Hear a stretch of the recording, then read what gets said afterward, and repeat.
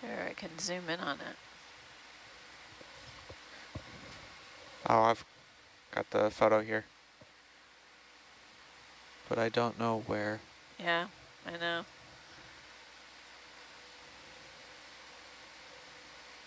Maybe before? I'm not seeing it in the annotation photo, but it could have been taken. It might have been super small and they zoomed out. That's okay.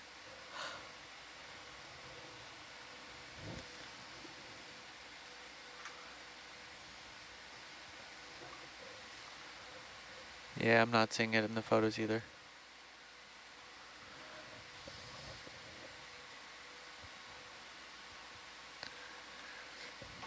That's good though, I can To be, access the photos from here. yeah, So we can go through and find some IDs still. nice. What should we take a look at next?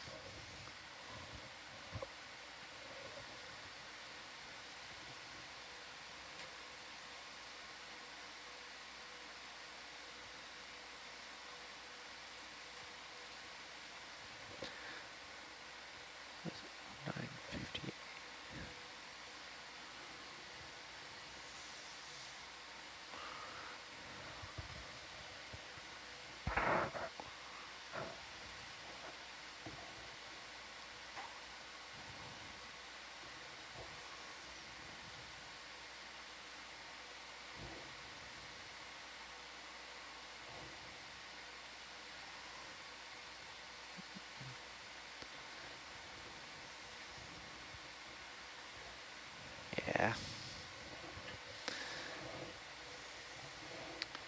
Um, You wanted to take a look at the fish? sure. All right.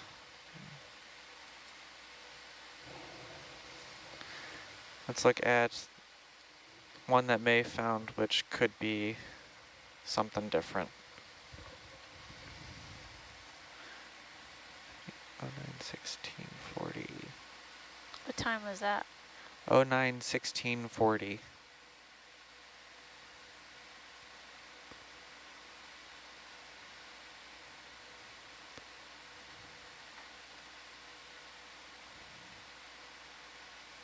(10:17)?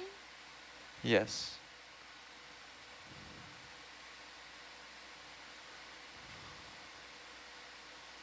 I have an annotation for her as baby faceless cuskeel. Yes, with a comment that says, correction, uncertain ID, maybe a new type of fish. Okay, looks like Here's your it. photo. Where's your photo? Oh. Interesting, right? It's got pectoral fins.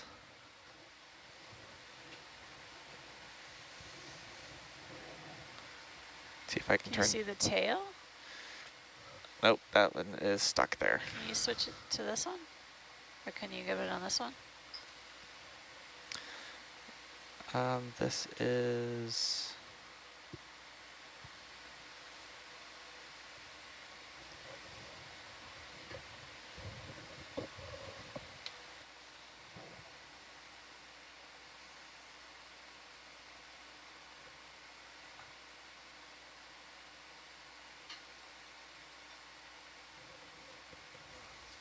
Yeah, if you can, that'd be great.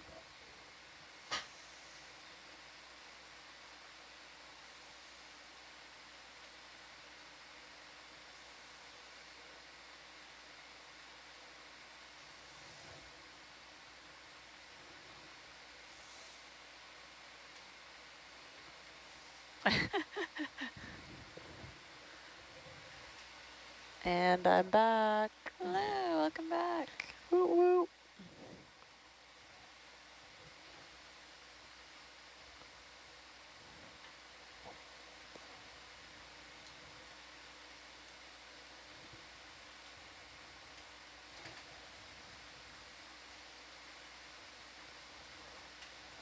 Okay, Hannah, it's really sleepy in here. All You got some right. questions and comments? Entertain us, please. Let's see. Do you guys want to play trivia?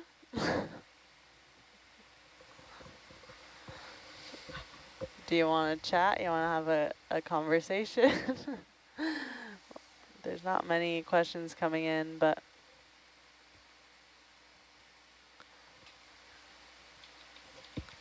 let's play some trivia. Oh, that's hers. What are you guys good at? Like what topics would Well, spark an I feel interest? like we got questions about the Titanic the last time we were in here, and we heard from Tim, but I don't know if we got to hear from Todd Oh, that's about true, actually. exploring the Titanic. Yeah, we've been waiting for you, Todd, to ask you about that. Okay. No promises. So what was your experience? How long were you down there for? I was sitting in a comfortable chair in a control room. Where, You're so telling why me don't you you weren't set the stage, in Todd? the How about boat? that? Where, I was on, we took the ship, the Ron Brown. It's NOAA's largest ship. It's kind of like their flagship. It's a sister ship to the Atlantis and the Ravel. Is that right, Amanda? Right? The Ravel, the Atlantis, and the Brown The are all Thompson. sister. And the Thompson. And the tops. Yeah. Yeah. Yeah, so we were offshore for what, like 3 weeks or so? And deployed Herc Titanic's at right around 3,900 meters, 3,950, depending on where you are on the wreck. And the cool thing about that trip, it was funded by NOAA, and the purpose was to go and inspect both natural decay and man-made damage that had occurred on the wreck since it was found originally. And we also had a series, a pair of still cameras, so we took a big photo mosaic of the whole wreck. You know, thousands and thousands of photos patched together and then reconstructed. I don't know, what else did we do? Oh, we had a VSAT system, a satellite system, just like we have now. It was an earlier version of it. And while we were on the wreck, we, for the first time, I think anyone in this kind of community had ever done it, we live streamed from the bottom of the ocean direct to primetime TV, like a news channel picked us up. Oh, wow. So, you know, Bob Ballard and someone, Craig McLean from NOAA, who's a very senior member of NOAA now, and a few other folks on board were all gathered in the control room in the seats that you guys are in now, but in the previous version of the control vans. And in the front row it was, you know, a handful of us, and it was really cool because we had set up the vehicles the night before. We were on the bow section, and we had it all choreographed, what we were going to do during the live show. And at about, I forget, it was around 2 a.m. the night before the live broadcast, our fiber went dark. All of a sudden, dead vehicle. Yikes. We had to race, bring them up on board. We changed the tether out. Of course, Bob is out on deck trying to be helpful, and, you know, he's not exactly a technician, you know. He's the leader, but he's, you know, and he was bleeding, you know, so lots of drama. And we got it back in the water, descending down to 4,000 meters, as you guys know right now. We're sitting in front of blue screens, same thing there. And we had about 20 minutes from the time we hit the bottom to the time we went live on national TV. We had about 20 minutes to land in just the perfect spot, set up, and be ready to do our little flyover that we had choreographed. And we pretty much nailed it. It was, you know, somebody... That sounds very tense. Jeez. Yeah, it was pretty cool. Wow. But we did. So we were set Memorable. up with Herc and Argus on the bow. Argus was sort of, you know, 20 meters down the length of the bow, right at the gunnel, right along the edge of the ship. And Herc started right on the stem, right at the sediment layer, rose up, came up over the crest of the bow, and turned right and went straight down the anchor chains, past the windlasses, and toward the superstructure. It was, and of course Argus was spilling its light across the deck, very dramatic. You know, it was all choreographed ahead of time. Cool. Yeah, it was cool. A little bit of Hollywood, sort of, but you know, for a purpose. What year was that? 2004. Okay. It was the second year that Herc was in operation. Yeah. Still standard def cameras. No, we had the HD, we had the Zeus Plus. It was probably the earlier version of the Ikegami head. Yeah. With but probably the same Fujinon lens. Yeah. I think that was the version that had analog HD out. It was the earlier version. Yeah. Okay. It was a component output, right? That may be going past my knowledge. I certainly know it was fiber out. Yeah. Yeah. Yeah, I did. Yeah. But I think coming off of the ship, it wasn't HD. I think it was down converted to go to stream. yeah, because in 2004 it was Right. TVs were still Well, the limiting factor out there was satellite signals, and even with the VSAT, it would have been C-band, It was C-band. and not enough bandwidth to get an HD signal out. okay. All right. I did a bunch of satellite engineering a year later on the Thompson to get an HD signal out. We used KU band, and that was before we had the switchable or the automatic switchable KU to C. KU to C, right? Right. Yeah. So we had to actually climb in and change the feed horn out on the Thompson.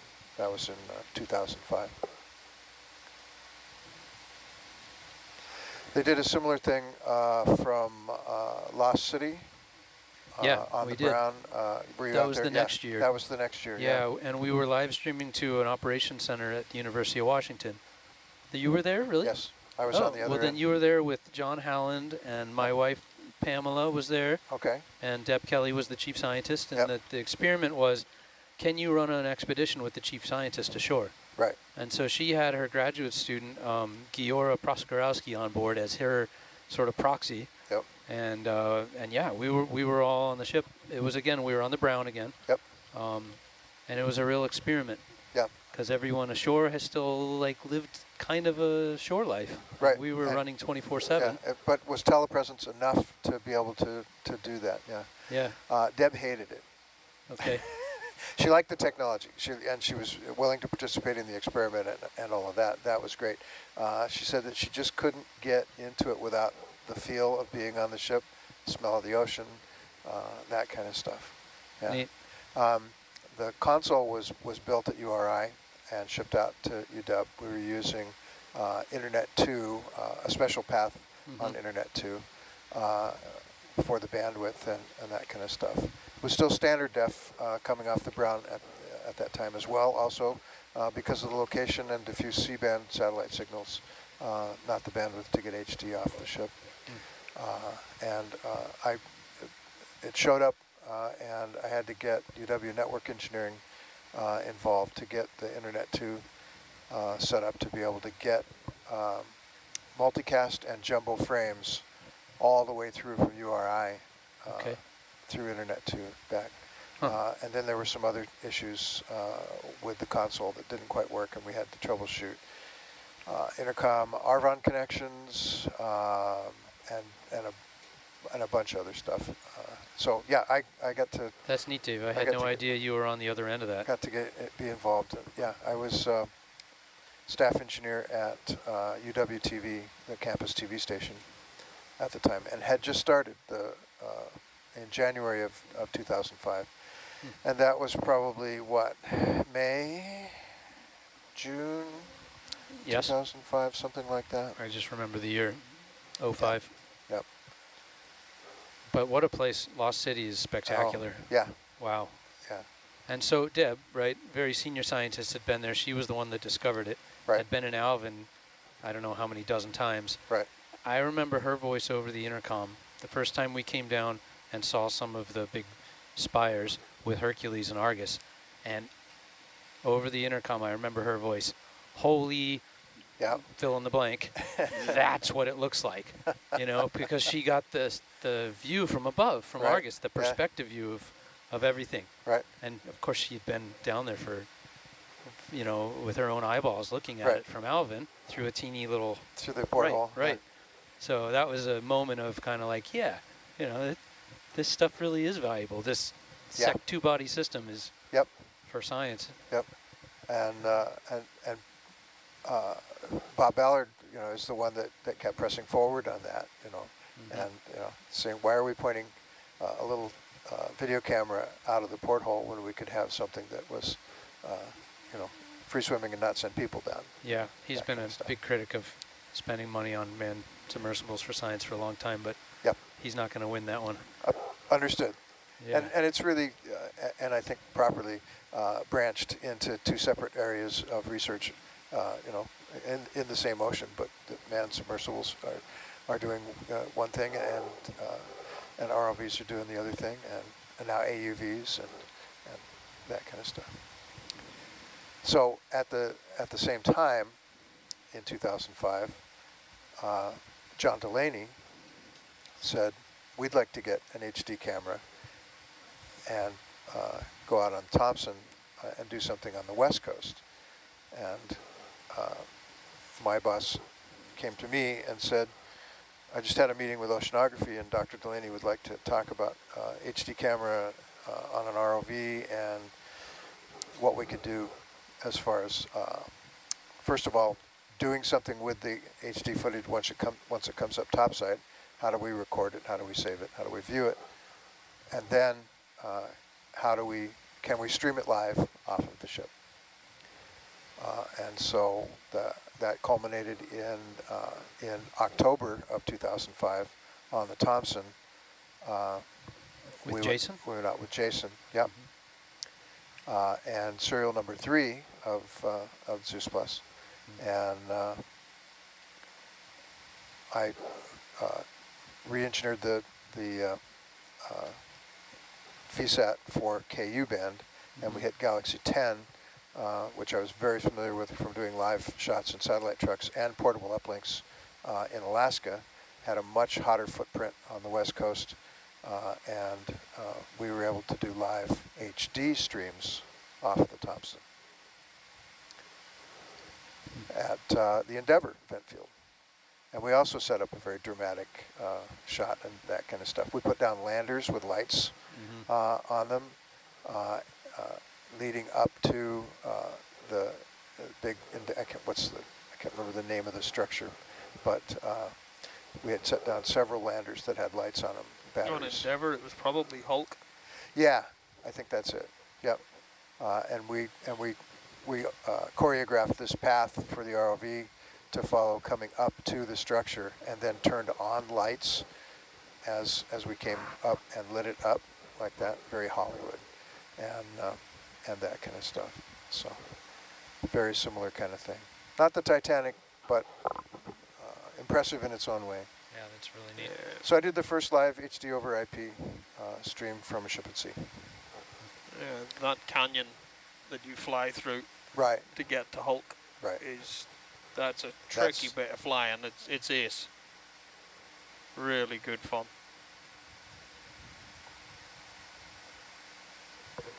And that was the first time I went to sea. 2.5 weeks on the Thompson, and put all this system together. We were recording HD on videotape, 90 minutes at a time. Like tape, like real deck. I remember those. Yeah. Yeah. Yeah, HD cam decks. Yep. Man, we were using it even in oil and gas back then. You're using VHS to record the black box. Yeah. Right, you switch the videotapes out every 90 minutes. Yeah. I remember the original like Sony HD tapes. They were expensive. Yeah. Each one was pricey. Yeah, and we had cases and cases of them. I'm sure you remember the folks that were involved with us. That was Jay Minkin and John Bunton at the time. Don't know. Are those names familiar? Yeah. They built the video system for the first flyaway control van and imaging van system before the rain, and then the rains came in and took the lead. Yep. Actually, funny enough, my first run through that canyon and then climbing all the way up Hulk was with Herc. Oh, really? Yeah, on ONC. Yeah. Yeah. Huh.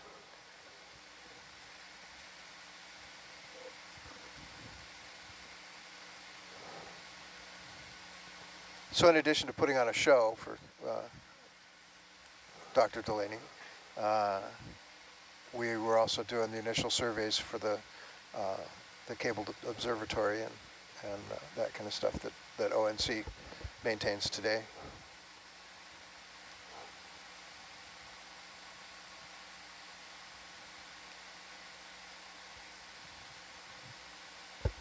All right, Kahina and Amanda, you got more than you bargained for.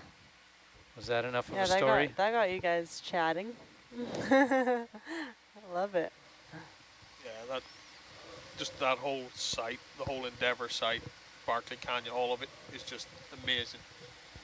And the way it's set up now, from all the years of trial and error, there's actually weight bags sitting down there in the right place, so you can go down with the bits that you need to replace for the network, lift it off with one arm while simultaneously with the other one lifting the weight into the porch and dropping this down, and you're still maintaining your ballast. Jeez. Loved it. That's what I like about ONC. They've got it down to, it's so choreographed. Yeah. And it's, pick up, go to connector number, whatever, grab cable number, whatever, pull it, replace it with cable, the other one, drag this across the seafloor, over to this connector box and plug it into this receptacle, and pick up this weight and drop this, and yeah. Yeah, it's good. Some it's great amazing. flying on that. A lot of technical flying, a lot of arm manipulator work. Yeah, can we do it again? I'd love to go down there. I know it's all on the west coast off of Vancouver Island, but it would be good to do it again off of here. Yeah, we've been spending all of our time way out here in the Western Pacific, so it's become impractical to do it.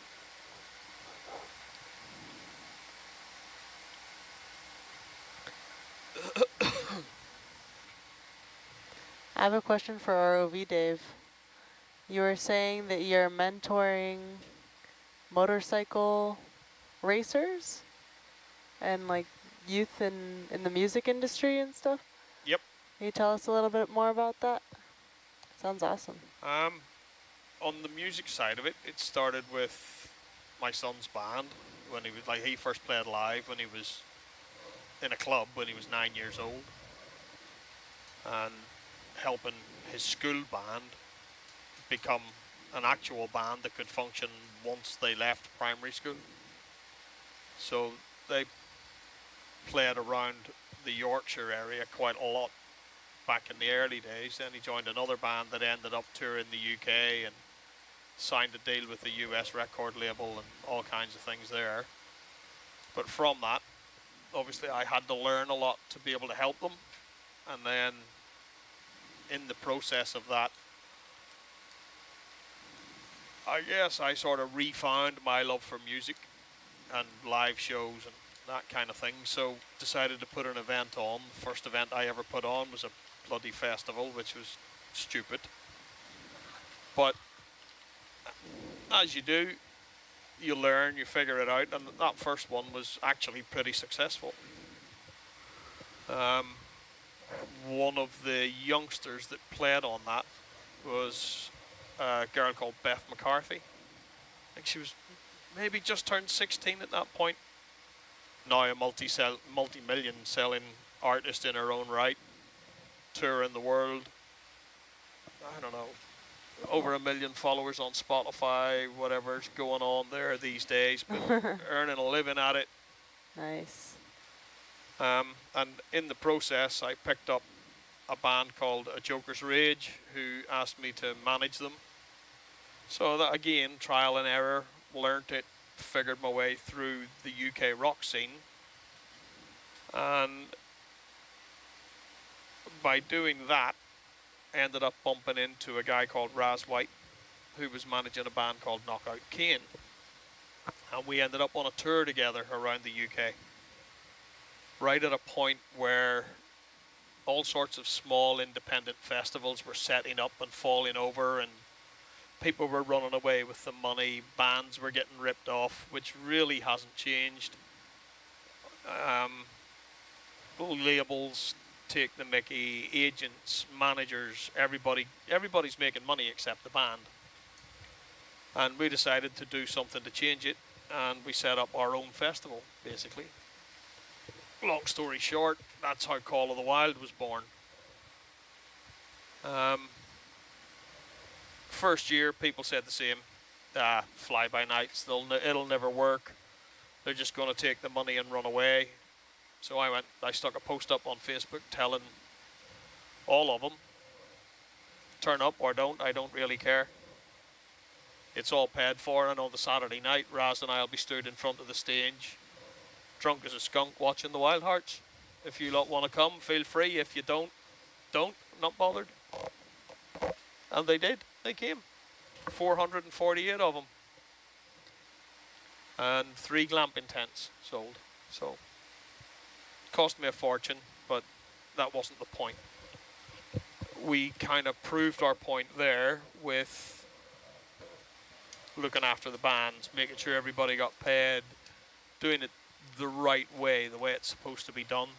And the following year, the crowd doubled.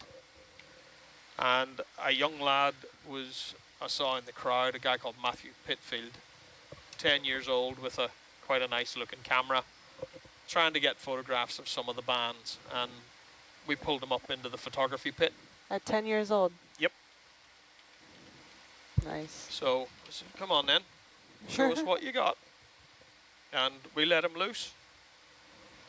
Go take his photographs. We got him up on stage with some of the bands, shooting from the stage and everything else. And he kept coming back. Strangely.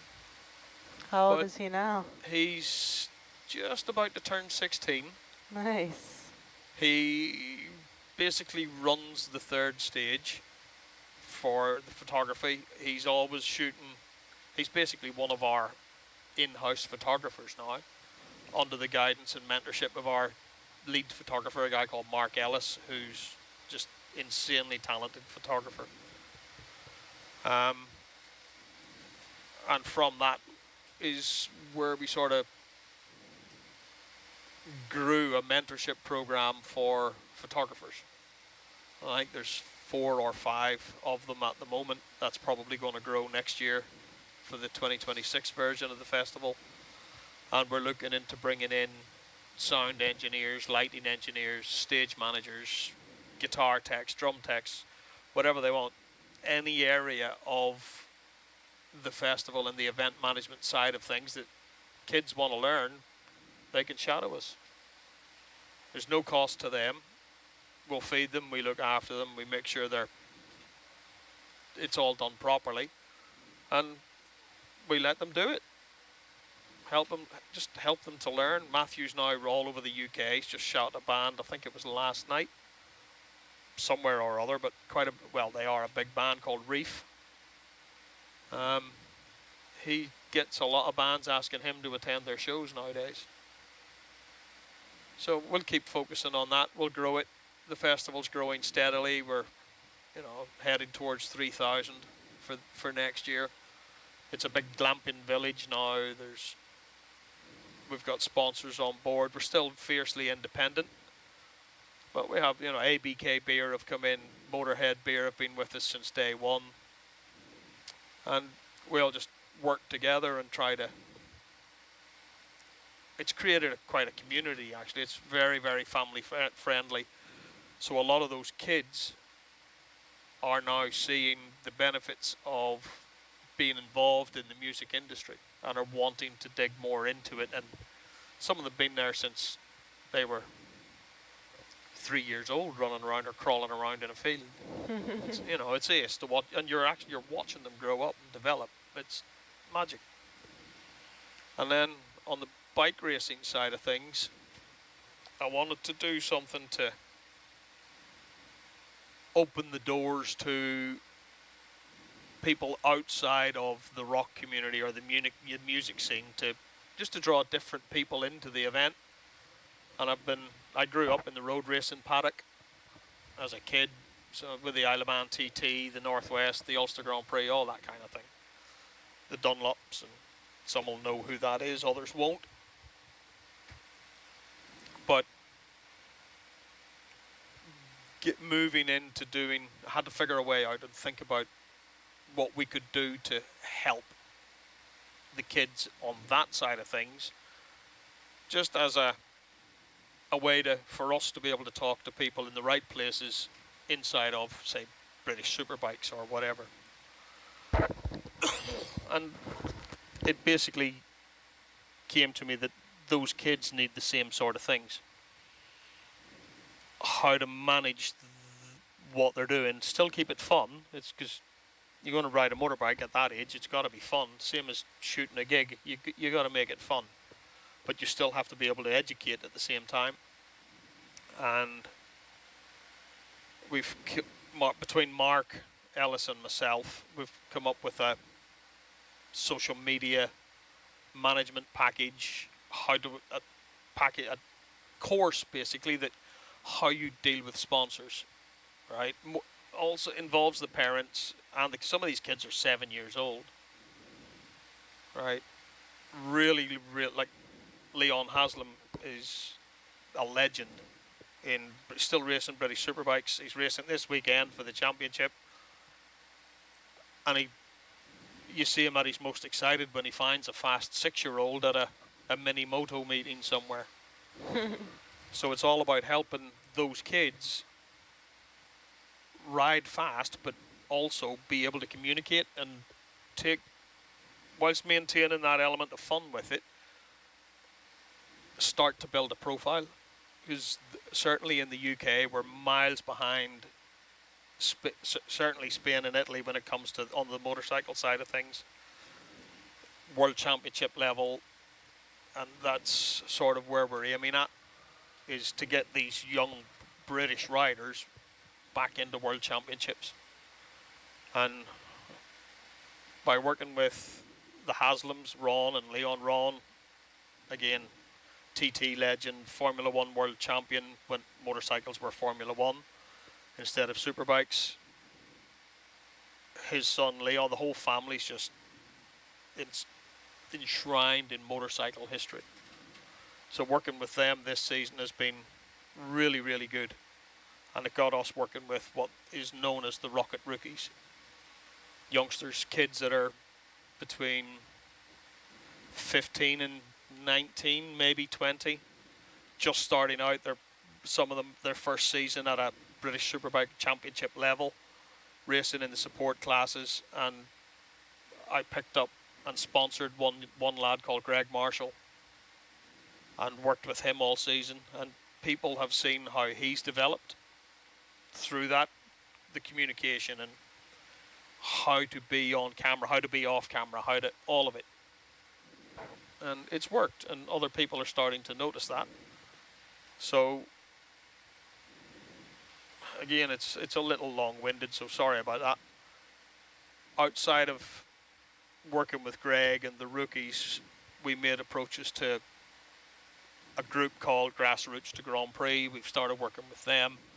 The Fab Racing series, which is literally kids this big hurtling around motorcycle tracks on mini motos and all sorts, and hopefully going out to Spain just after I get home to go talk to them and start and talk to some of the kids and the parents about what we can do to help with that progression.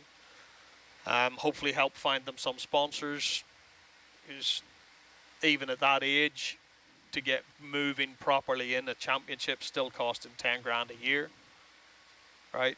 And if you start to move, once you start moving up, that cost escalates incredibly quickly up to and including British Supersport's 100 grand a year. And there's no way those kids can find that kind of money. So we have to be able to try and help move them into European championships and talent cups and things like that, that brings that more global attention. Yeah, that's basically that. That's the theory behind it anyway. That sounds amazing. Yeah. Hopefully. Sounds like a One lot day. of people are benefiting.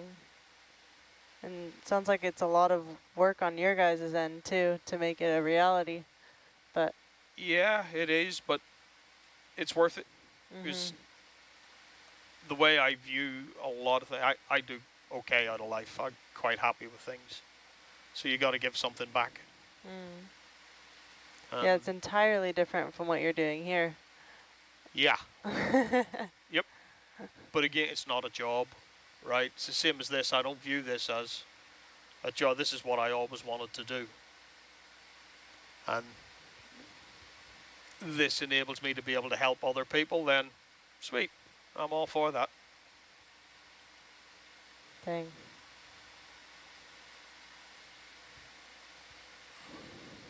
Super fulfilling work. Yeah. And this is where you find out I wasn't actually on SPL. Again. No, I made sure you were.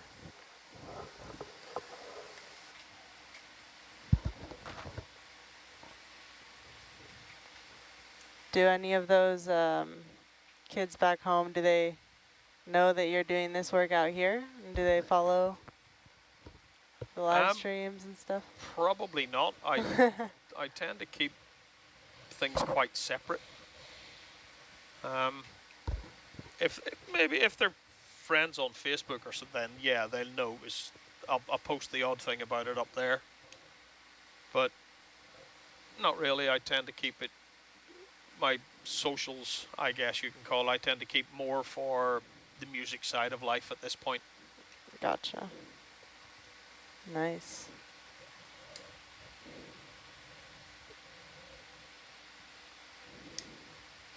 What kind of music do you like? Well, it's all rock. All rock? Rock, metal. I'll listen to almost anything if it's got guitars in it, etc. I won't listen to hyperpop or whatever the heck that was the other day. The sort of thing you find in a nightclub drives me insane. You know, I need to be, and these days I never am, but I would need to be incredibly well oiled before going into a nightclub with that kind of thing going on. But put me in a bar or with watching a live band, and it doesn't really matter what that band are playing as long as they can play, then I'm happy. Yeah. But I also grew up listening to everything from Marty Robbins and the Statler Brothers, old school country, through to classical music and right the way up to Led Zeppelin and Black Sabbath. Where do you live again? York. I live in York, the north of England. Okay. Born and grew up in Belfast, Northern Ireland. Awesome.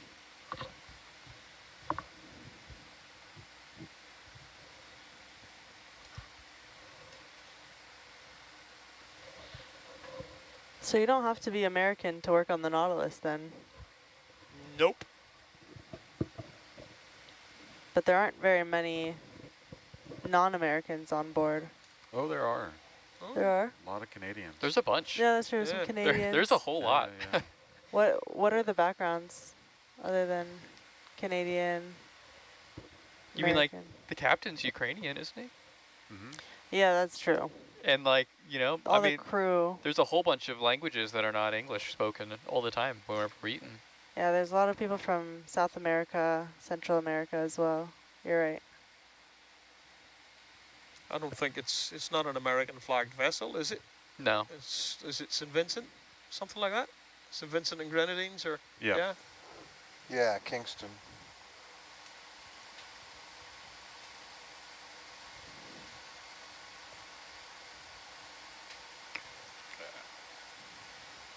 So we trying have to a think about it. question. But I think, Todd, you might be the lone American on the ROV team. The Yep. only American? Yeah. Yeah, Josh is Canadian. Josh is Canadian, I'm you're Irish. Ryan's Canadian. Ryan's Canadian. Tim's Canadian. Rye's Canadian. Oh, wow. Oh my goodness. More Yeah. Canadians And than the I deck thought. boss is Irish. He's Irish. TJ, Yeah. Huh. Yeah. You're American. Ed is American. Who let the Yanks in, eh? So Jane is actually, American. yeah, Americans video are the crew. minority now. Our 3 navigators are American, right? Also, all of our We are. lead scientists are American. Except for like- John. He's I'm American, but I Australian. jumped on with the cookies, so. Right. Yeah, you did.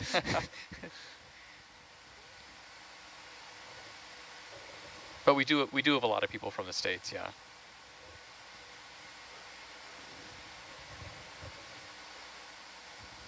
Kahina, do you call yourself American Yeah. or Norwegian? I'm American, but I'm also French. Yeah, I'm both. But you're from Oslo Yep. and live in the Cook Islands? No, I wouldn't say I live in the Cook Islands. I live in No. Norway. Okay. Yeah. I was born and raised in Norway, but then the second half of my upbringing was in the States. So Cool. I'd say at this point I'm American, but I've never fully felt American in America. But then when I leave America, I feel more American than Norwegian, at least. Yeah. Come from a multicultural home. It's nice to be able to sort of adapt wherever I go. Yep. I feel like everyone on board also has that a little bit of just moving around and being in very multicultural spaces, not being stationary in one place for too long. So that's been pretty neat to see. I think the longest I've been in any one place was when I was on HMS Alacrity from 1990 to 1994. I lived on that ship for those 4 years, Oh my goodness. and wherever the ship went, I went, right? Although I've lived in York for 20 years, I'm still only there maybe 6 months a year maximum, because I'm out here doing this. So again, really only in one place for, what, 5 or 6 weeks at a time? Still, to this Yeah. day. Same here. We split time between Alaska, coast of Oregon, and I come out here. Yeah. Seems like I'm traveling all the time. Yeah.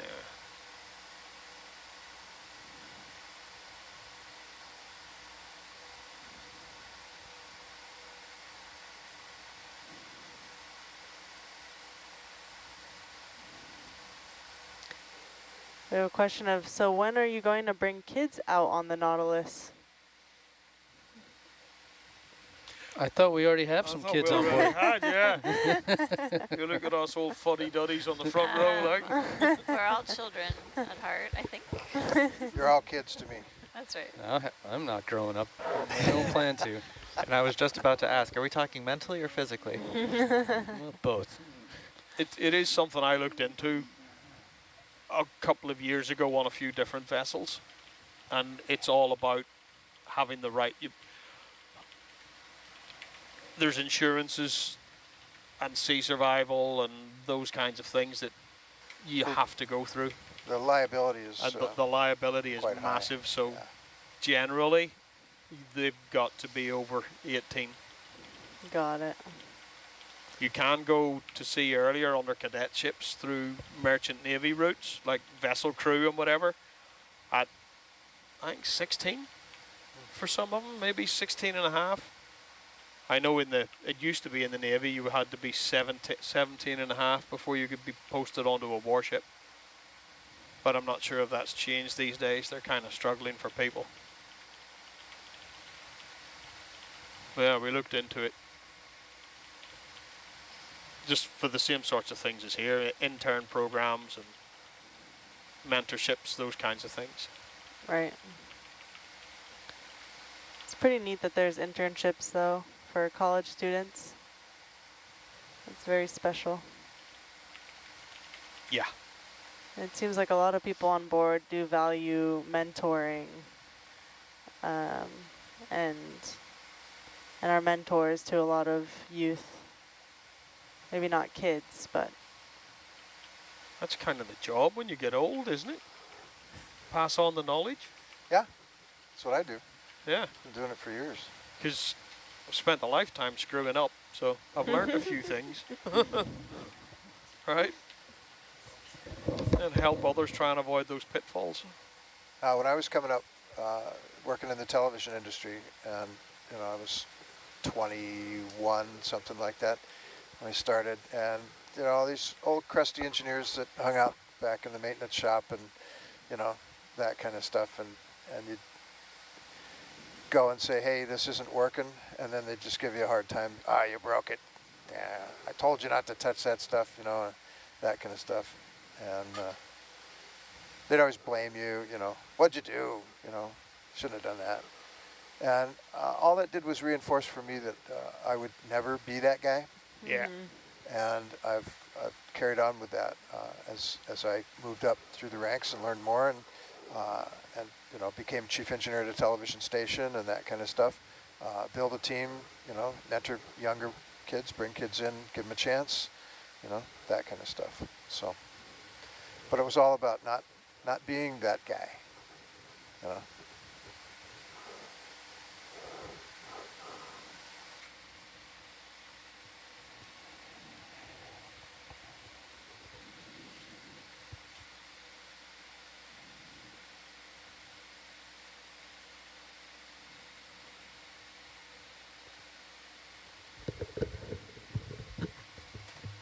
Has anyone that you guys have mentored, is anyone like on the boat here that you guys have sort of like mentored through the past couple years or so?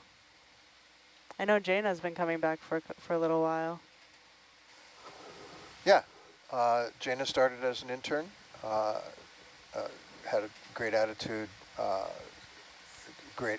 really it's all about great attitude and desire and talent, but attitude and desire will take you a long way. And we invited her back as a contractor, and she's been back several times. Integral part of the video crew now. Amber Flynn is one of our lead video engineers now. She took the same route, started as an intern, came on board Nautilus, went away, went back to school, has a degree in oceanography of some kind. Sorry, Amber, I forgot. That kind of stuff, but comes out now as a video lead. We've trained her for that. And because somebody's got to replace the old guy eventually. So.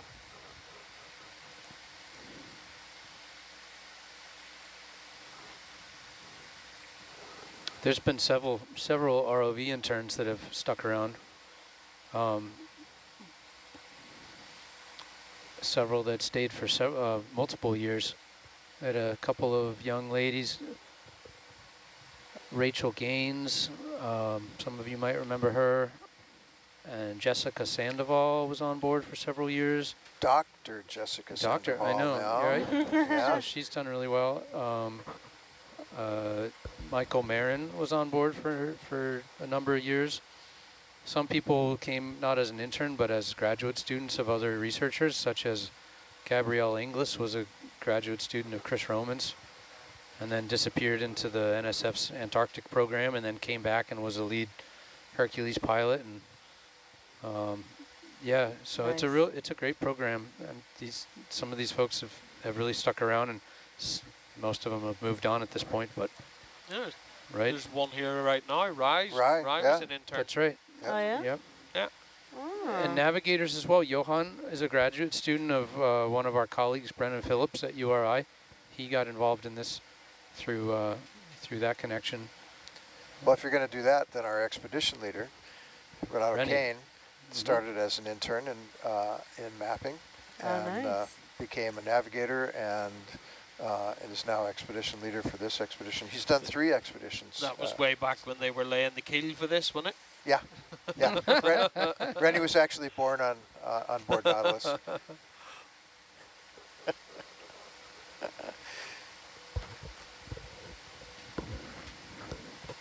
Yeah, how often do people come on board and then go back to school and then return Yeah, quite often actually. Often?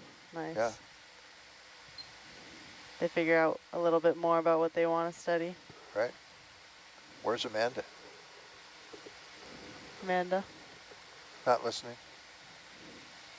Sorry, I'm multitasking back here. Oh, actually doing work rather than just trying to get lists together. Like we are. What was the question? Oh, we were talking about people that had been out on Nautilus and then came back, and you know, that kind of stuff. And that was you. You were People who've been on Nautilus. And then went back to school, study a little bit more, came back. People I've known. Or just you. You were out on Nautilus. I was previously out on Nautilus. Yeah, I was, I guess I was definitely a less mature scientist back then, but definitely is in my real job at that point. I sailed on the Nautilus in 2013 for the first time. And we were working in both the Gulf as well as off of Puerto Rico.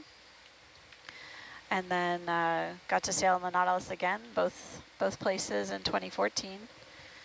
And then both times I was basically in my current position at the U.S. Geological Survey, joined USGS in 2007, and really was just thrilled to have the opportunity to work on the Nautilus and do live telepresence expeditions. Definitely was a different model than I was used to doing oceanographic research in the past.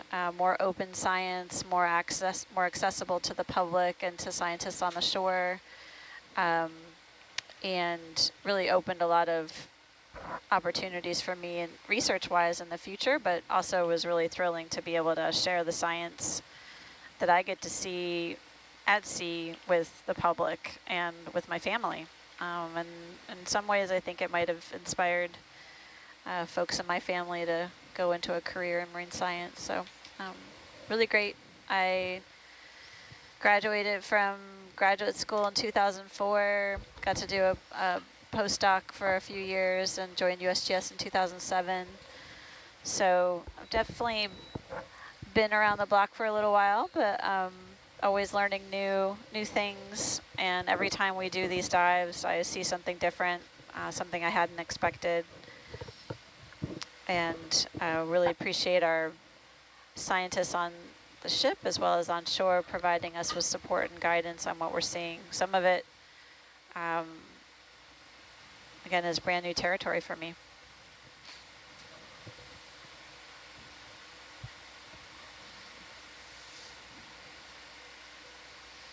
Do you think you'll come back? Oh, if I'm asked, I'll see if I can contribute. This is definitely an opportunity that I didn't want to turn down. It was hard to, it was easy to say yes. I'll put it that way in terms of being able to come out here and do ocean exploration within the Cook Islands. Abyssal environments are so poorly known. It is in a way a huge frontier science realm. So we have a tremendous discovery potential doing this work using ROVs to have eyes on the seafloor and get more information on the biodiversity and ecology of the organisms that I know and love and study in other realms. Yeah, we have a, hey, Dr. Demopoulos from Ryan. Hey, Ryan, how's it going?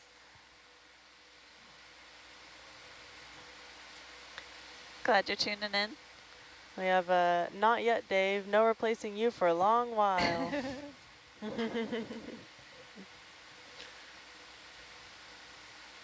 keep going as long as I can.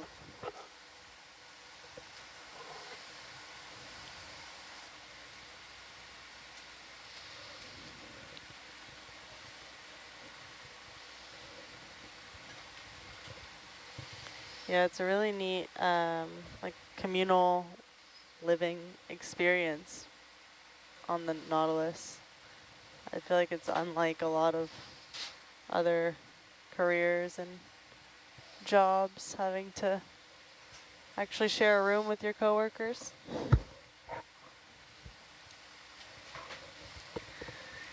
Except for that one VIP lounge room. That just hardly gets used. It's really tricky to sit in there when it's like super lumpy.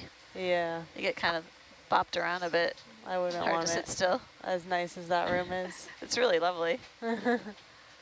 Very welcoming, but kind of bumpy when we're transiting at 10 knots.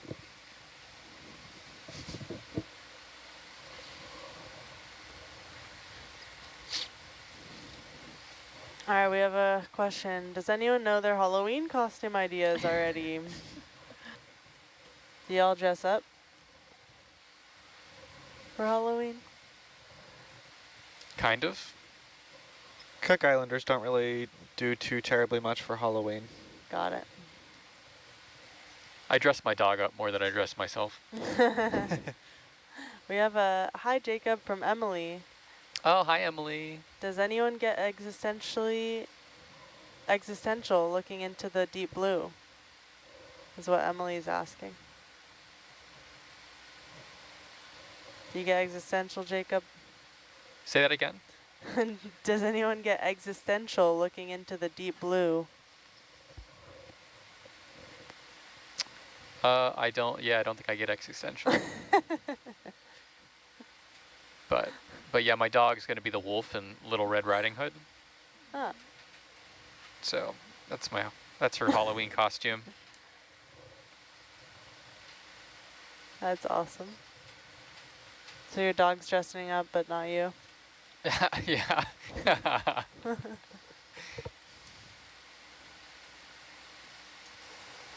Anyone else's kids or grandchildren still dress up for Halloween? Oh, yes. Well, I have a 4-year-old granddaughter, so she's deep into it. Last I heard, it was gonna be mermaid, princess, witch, something else I can't remember. Nice. Disney characters. All at once. Yeah, so Yeah. I have a t-shirt coming that my wife ordered for me that is just a black t-shirt and it says Princess Security on the front of it. So I'll be I'll be in tow as Princess Security for trick or treat. Nice. My wife and I typically end up doing something around our son's Halloween costume choice too.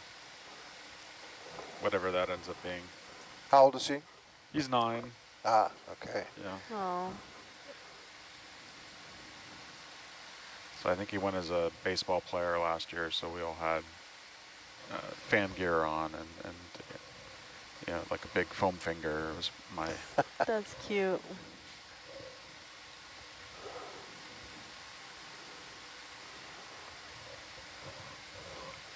Yeah, speaking of, is anyone homesick yet is one of the questions. Oh, we have to ask you a question. Is Halloween a big thing in Norway? Oh, yeah, actually it is. Yeah? What do you guys normally do? The same as in the States. It's not as big as it is in the States, but those people that kind of follow like American pop culture and stuff will celebrate Halloween. So have like Halloween parties, and as a kid I would go trick-or-treating You and did? stuff. Yeah. With my neighborhood. Any memorable costumes for you? From when I was a kid? Uh-huh. I mean, I was a witch one year. Ooh. I was Spider-Man one year. Spider-Man, right on. Another year I put a sheet on my body and cut Cut some holes holes. out. Oh, nice. So it was kind of just the classics. That works. Yeah. In more recent years, I've been Lady Gaga. Oh, wow. Yeah, that was a good one. That's exciting. What else?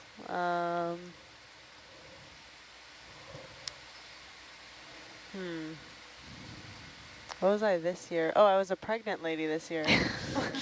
What?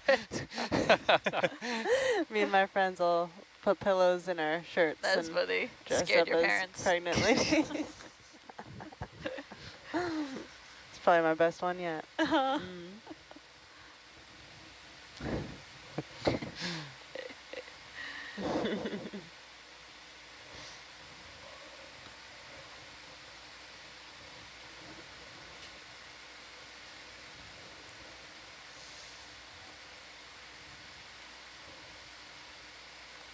Yeah, I need some brainstorming if you guys have ideas for this year's costume. ROV pilot. What would that costume be? A Yeah, puffer I'm jack? thinking about that. I'm sure we have enough creative brains Just to wear pull my together. EV Nautilus shirt. There you go. Just have to get a little greasy. A little headset. You should be a Dumbo octopus. Ooh. Oh. True. There you go. Print out some big ears, yeah. I mean, you did ask us before on a previous question if we wanted to be either a holothurian or a polychaete. It is never too late to make dreams come true. There you go.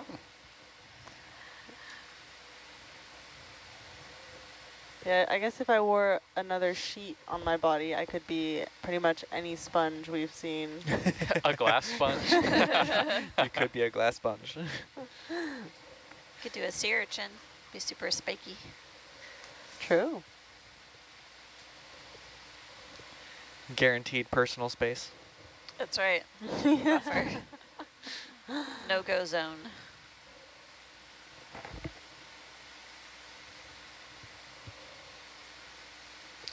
Those tuning in from the shore side who've been helping us with our identifications, everything as far as I know is up to date.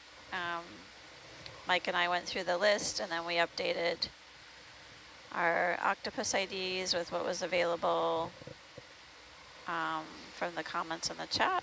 So appreciate everything, everyone's assistance. I know a lot of it's kind of done anonymous at this point in some ways, so appreciate all of that support. We're getting some additional assistance on our echinoderm IDs, so continuing to receive updates, which is fantastic.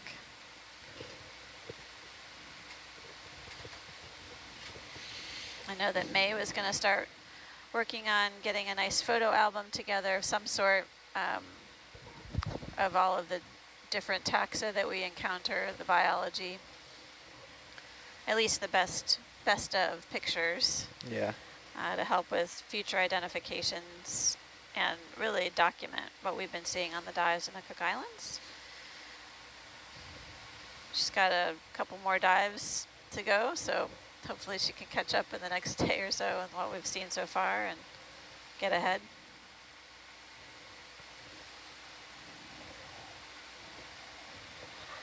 It's going to be some serious time combing through images, looking for the best of each one and separating into categories.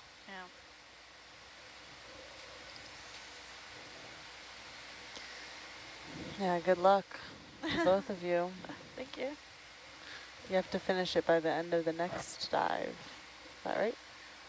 Not the catalog, but the dive report we do. Okay. And that's not going to be too terrible.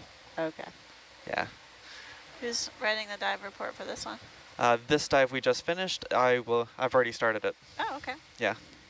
After our shift yesterday, this time yesterday, I went ahead and at least got the first 2 waypoints knocked out. Nice. So got ahead of the game. That's good. yeah, I learned from the first dive report. Oh, we have a Halloween idea. A fisherman in a yellow raincoat and handing out Swedish fish. That's great. That's good. That is great. That is good. A Norwegian handing out Swedish fish. There you go. That's how you get canceled. In Norway, yes. Is there a rivalry? Oh, yes. Is there? A little bit, yeah. Yeah?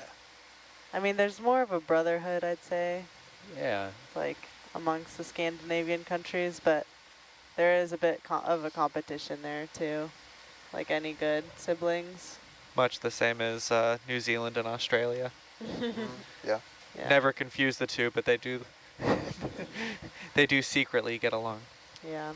I think the most frustrating part is that you tell people you're Norwegian and then they get back to you and they're like, oh, you're Danish, right? Oh. Or you're Swedish? You speak Swedish? I was like, nope. Norway is its own country.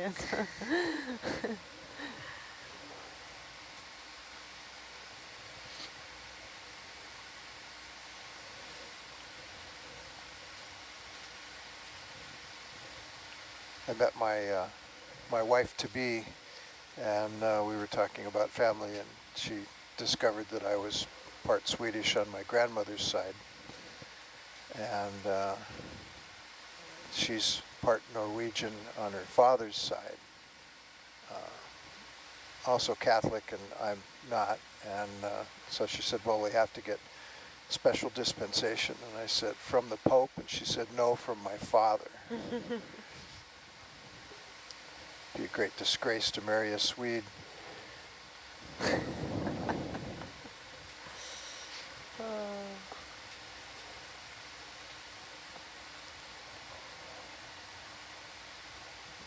But that was 50 years ago, and it's all worked out, so.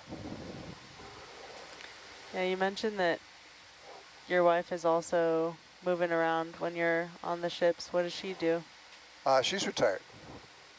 She's had several different careers, and when we moved back to Alaska from Seattle in 2013 so I could build a brand new TV station, she said, you know what, I'm not going to look for a job. I think I'm just going to be retired. Nice. I said, oh, okay, whatever. So she's a woman of leisure. Good for her. Well, we moved back to Anchorage, and our granddaughter was 4 years old at the time, and her folks were both working, and they were struggling with daycare and that kind of stuff. And so Grandma said, I'll do daycare and preschool, and away they went. So wow, that worked out. That's amazing. Yeah.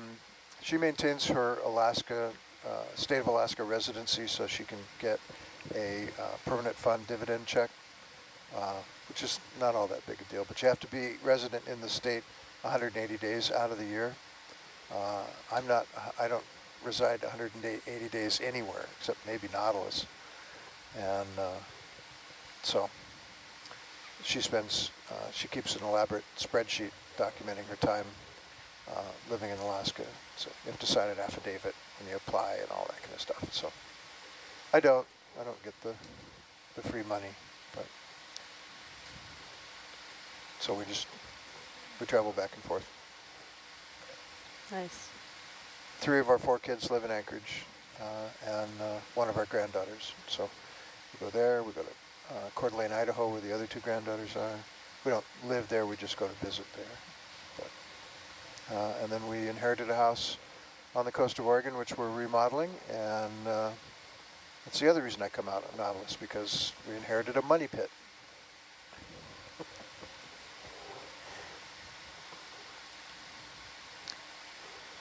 Has your wife ever considered joining you on the Nautilus? No, she has terrible motion sickness and would not be happy.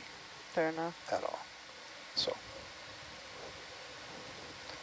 but we have met in after cruises in Hawaii and went on holiday after I get off the ship and that kind of stuff. So she'll come meet you. Yeah. Yeah, do anyone's partners ever end up joining them on the Nautilus? Never on the Nautilus, but my wife joined us for 2 years early on. Those years that we talked about earlier on when we went to the Titanic in Lost City. Oh. She came on as a video engineer. Sweet. They desperately needed someone, and she had a technical background, and they hired her, and it was pretty cool. We got to, in fact, that live show from the bottom of the Titanic, she was in the video seat, and I was in the pilot seat. Really? Yeah, it was really cool. That's cool. That's epic. Yeah. Yep, very you special. don't get that very often. I know. Yeah. But that was it, just those 2 years. Yeah. Wow. Who else was on the video crew? Who else was what? Who else was on the video crew? Mary? John Bunton, and the name's familiar. I'm forgetting the third person. Shoot. I'll have to think back or look at photos. Yeah. Al Sanchez? No. Came later.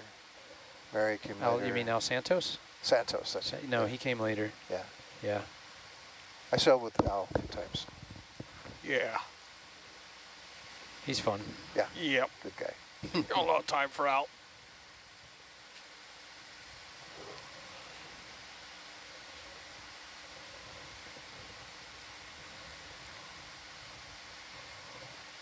I especially like the fact that you can hand him back whenever you finish abusing him.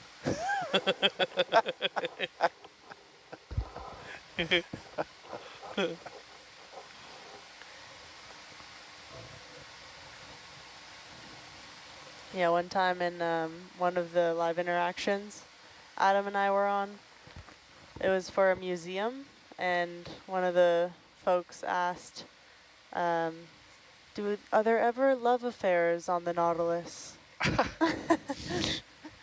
And Adam puts his arm around me. Funny you'd ask. I'm not going to go there.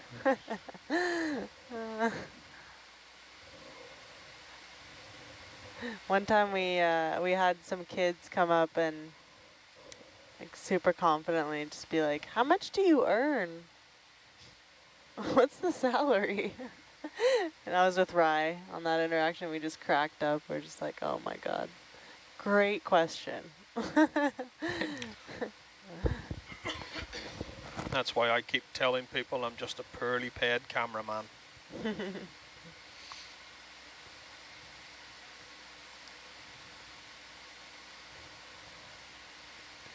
We do it for the enjoyment. Yeah, sometimes we get some out-of-pocket questions. It's funny. Plus, children ask really blunt things. Whatever's on their mind. No Yeah. filter. Whatever's on their mind. They don't pull any punches. That's why they're funny.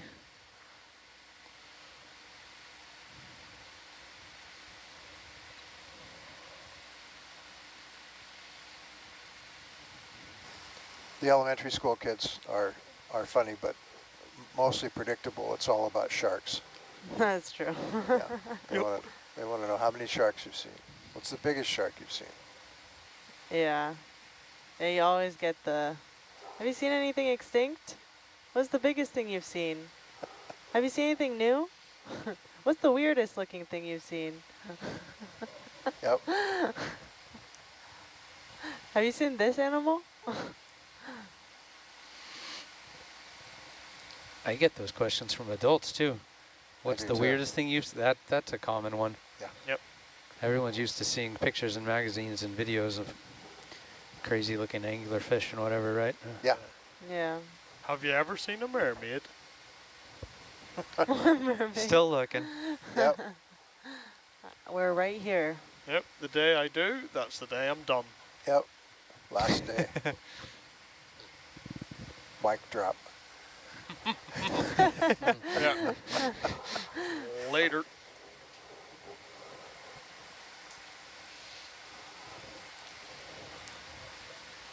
Did you say you were talking to a museum? Yep. Was it just a group within the museum? No, there was like an exhibition on the Titanic. Ah, okay. Yeah, and Bob Ballard's work. Oh, right. That's the one Yeah. that's in Peoria? Illinois. Peoria, yeah. Yeah, exactly. Yeah. So they had like an event. So there was a whole crowd of people Oh, wow. passing around a mic, asking questions and stuff. Yeah, Cool. it's nice. Interesting. I walked into an aquarium one time, and Nautilus Live was up on a big monitor. Really? Yeah, it was the Honolulu Aquarium Nice. on Waikiki. Huh.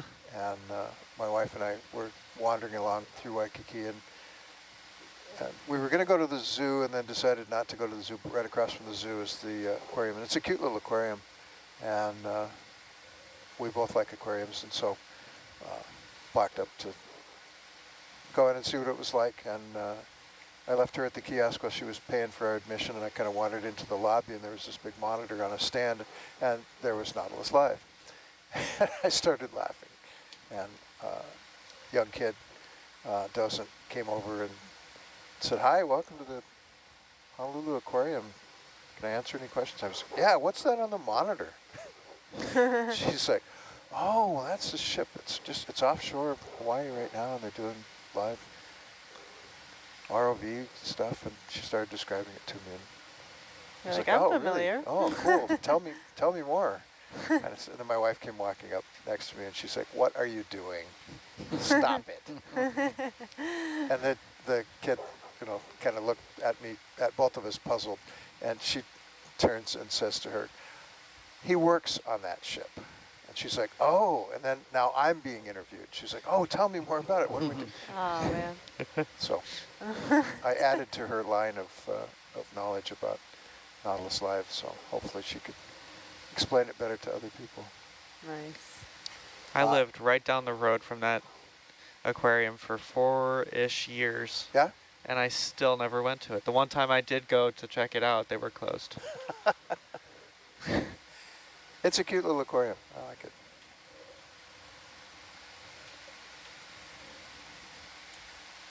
I did have one of the guys I went to university with, he did work there as a intern, I think, for a little while.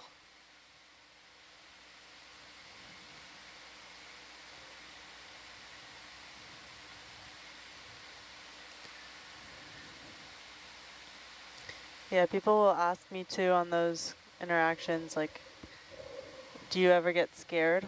Like, are there scary things? And I'm like, oh, I mean, I heard Dave say he saw a giant octopus once, so that must have been scary. That's what I tell them every time. Giant squid. Oh. Getting a little. I think the first time they were actually recorded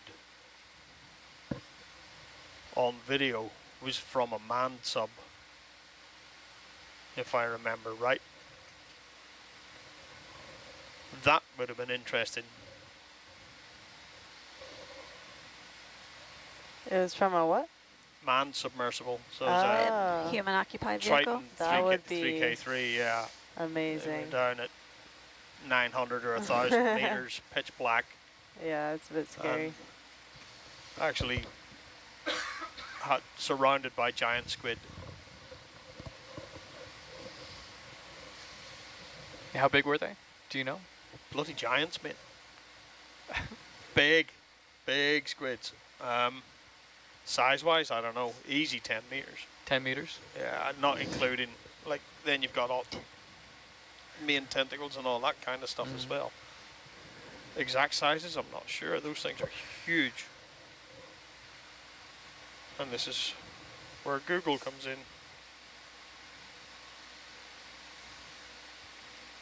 We have a question from Willem. What's the largest group of Daves you've been in, Dave and Dave? I bet that isn't a regular question. I normally don't say it with too many Amandas. I'll say that. What was the question again? What's the largest group of Daves you've been in, Dave and Dave? I have had a Dave, other Dave, and other Dave. Yeah, I think about 3. Yeah, Is, it's usually about 3. yeah. I work with a group in Sweden, and there's 4 repeaters. Oh, wow. Yeah. Peter. There you go. Usually reaches a maximum total length of about 13 meters. Wow. Way up to about 600 pounds. I guess that would have enough force to severely damage your submersible, yeah? I guess it could pull bits off if it really wanted. It's not going to do the sphere much harm. I guess it might scratch a few bits, but... That's crazy. Yeah, man.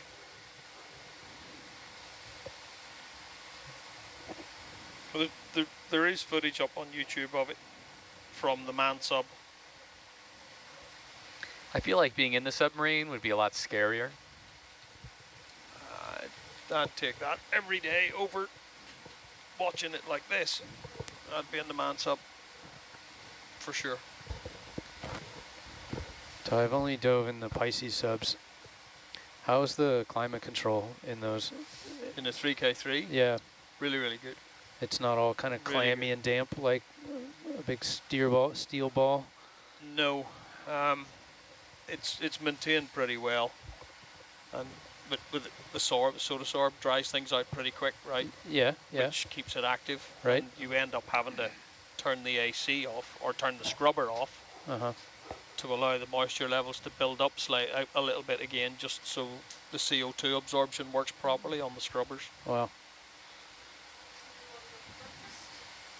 Yeah, Todd. And then, no, you go and I'm due off at 8, right? Yeah, you can.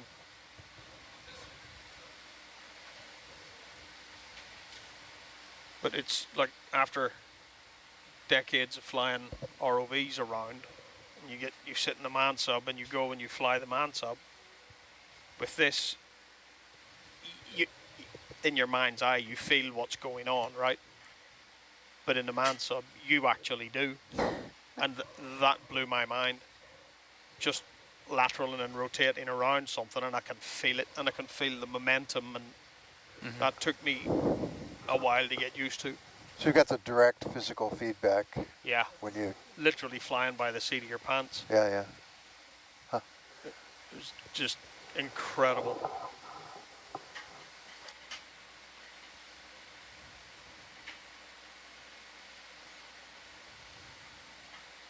And the speed you can surface at when you absolutely have to.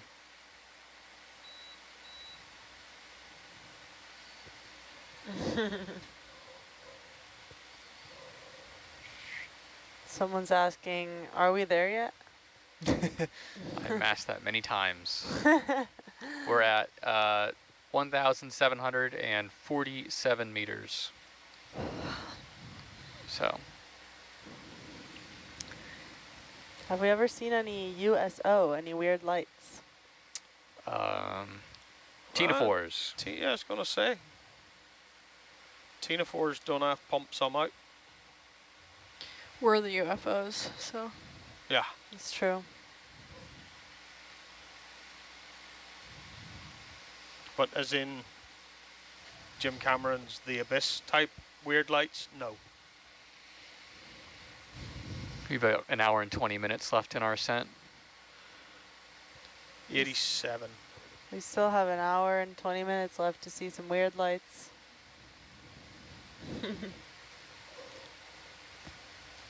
The math just gives me something to do, you know. I don't know about you, but it's 15 minutes till breakfast. So there you go. We said yesterday that 15 minutes was the appropriate time to talk about breakfast. Yeah, that was an acceptable duration. I jumped it. The stomachs are grumbling. I jumped it by a minute. Sorry, I'm glad it's not just me. Stomachs are already grumbling up What's here. What's everyone thinking for their breakfast today? Oh, I want a crepe so bad. Are there crepes today? I have no idea. That's what I want, though. They only had them one day. No, I've had them a couple times. Oh, really? Yeah, I've had them a couple times now. What? I missed them. Would you manifest cheese omelets again, please, Jake? I would I love the cheese omelets. Oh, they did those the other day, did they? Yeah, we had to ask. Okay. Yeah, they did them, but I didn't catch one. I didn't. They ran out before. That's probably because these two ate them all. We did. We asked. I don't like the baked eggs, you know, when they just like kind of crack them and throw them in the oven. Yep. So, plus anything with cheese on it is automatically a win. For sure. You're always talking about cheese, agree. Jacob. Well, we don't get a lot of it. One time I saw you walk into the room and you said, "Is that a bowl of cheese?" It was, and I put so much. It was the spaghetti day. I remember that. Nobody else got any. Oh, not any of the Parmesan. Parmesan gone. Tucked under his jacket and gone. Well, they put out like a teeny tiny bowl, and I was like, okay. Sitting under the stairs, Everything's a precious commodity.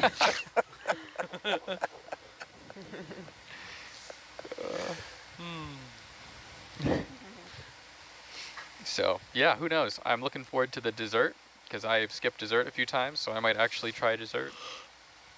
You mean the afternoon? For breakfast? No, for dinner. Breakfast We're dessert. just talking about food. Oh, okay. Breakfast is going to be hot dogs, bratwurst, some type of eggs. Yogurt. Yep, yogurt. Yum. Some fresh fruit. Bacon. It's always pineapple and... pineapple and orange melon of some now, sort. isn't it? Yeah, the melon's gone. And the oranges, yeah.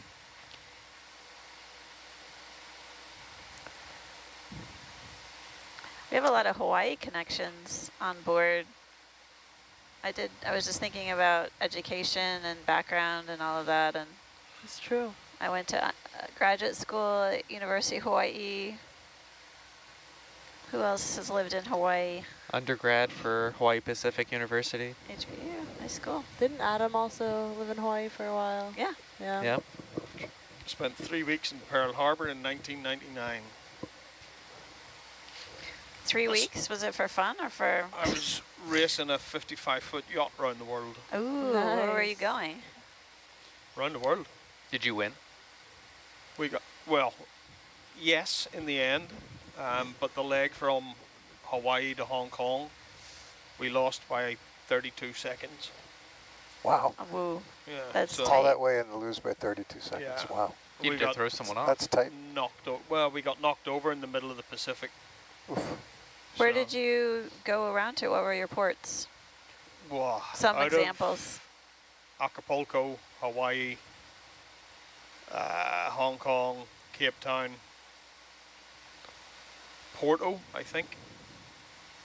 On the way across was Portsmouth, Boston, Panama, through the canal, up to Acapulco and across. How many crew?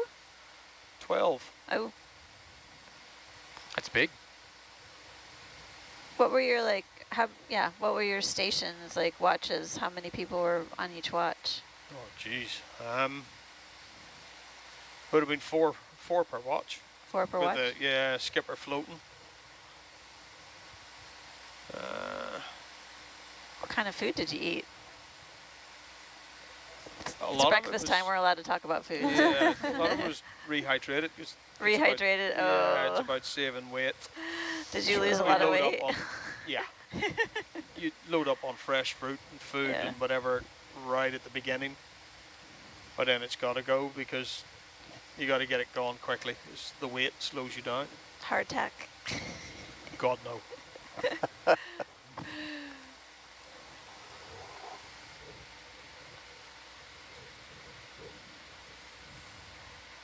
That could be a punishment, like water and hardtack for a week. Yep. That was a bunch It of was. Yeah. That's true, Jacob.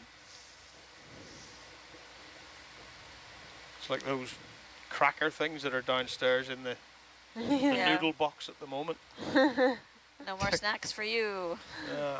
Hardtack only. You get a hole in the side of the ship, you could nail that on and that'll keep the water out. I haven't seen the Doritos in a while. They had them out last night, actually. Did Really? they? Briefly. Ugh, Yep. Every time I get out there, there's nothing.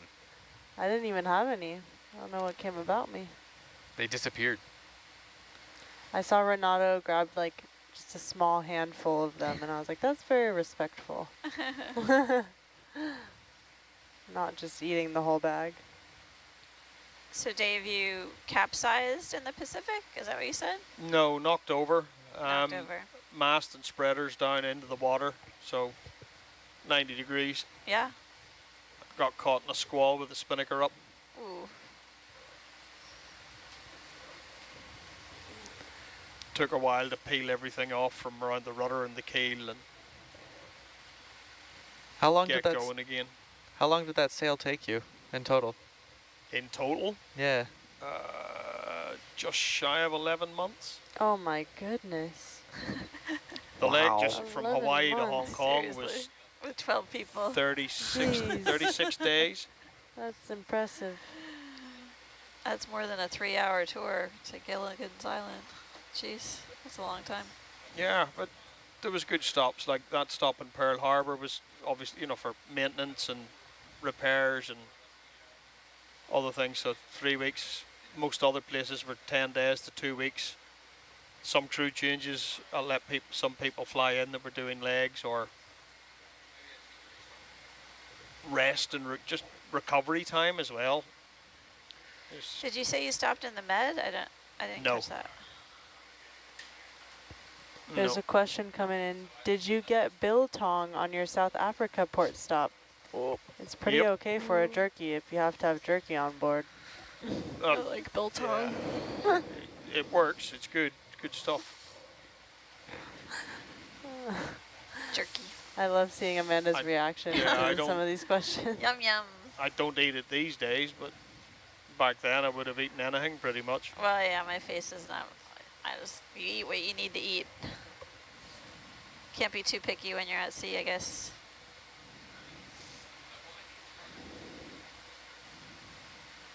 And you have limited storage space on those sailboats. Yep. Not like you can go to the store. I think Todd was saying yesterday that as long as he keeps a full belly for the first couple of days, he doesn't get seasick. Interesting. I'm kind of the opposite. I wouldn't want a full belly for the first couple of days. I'm just constantly hungry. I'm pretty hungry right now. Um, Ready for breakfast. ready.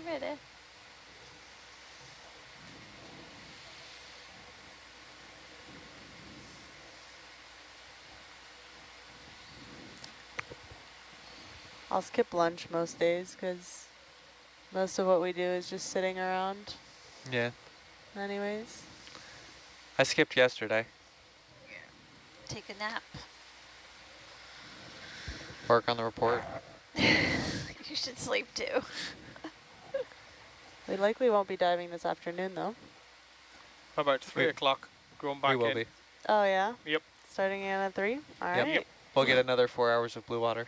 Nice.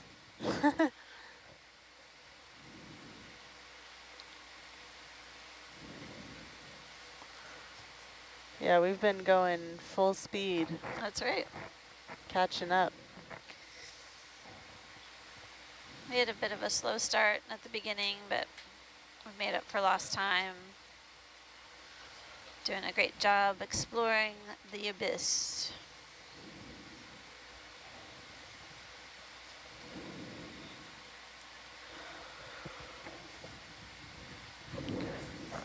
Still waiting to see a squid or something. Just cruise past. Have you seen anything on the ascent? Dave, Not really. Camera Dave, are the cameras sensitive enough to pick up bioluminescence if we were to turn the lights off? No. No. Okay. No, especially not the UHD camera. It needs a lot of light. Yep. It's photon hungry, as the deep sea power and light guys say. Got it. So, nope. So that's an experience when you're diving in a human-occupied vehicle like the Alvin submersible. As you're descending through the water column, you look out the portholes and you can see all of these flashing lights like a laser light show or fireworks. And it's basically the Alvin's agitating the seafloor, disturbing the organisms and microorganisms and animals that can bioluminesce. That sounds amazing. It's amazing. You get a lot of it when you could do a proper pulses with the lights. Yeah.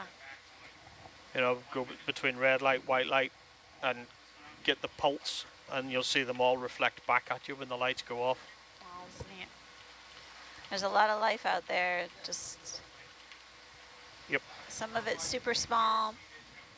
Sometimes we've gone through and hit like a chain, a salp chain. So they're colonies of organisms all attached together, and you disturb them, and they just go bloom, bloom, bloom, bloom, flash their lights. Hello.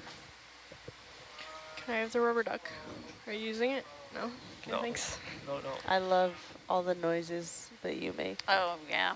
when we see something and you want to like draw it and you're like, right here, right here. Yay, yeah.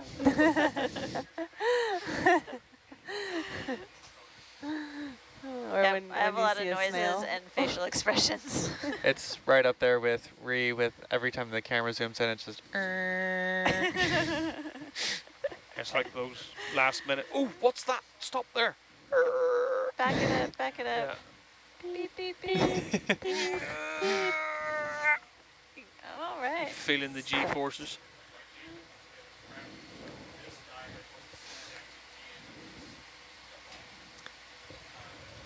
Right Todd's now it's just back. elevator music.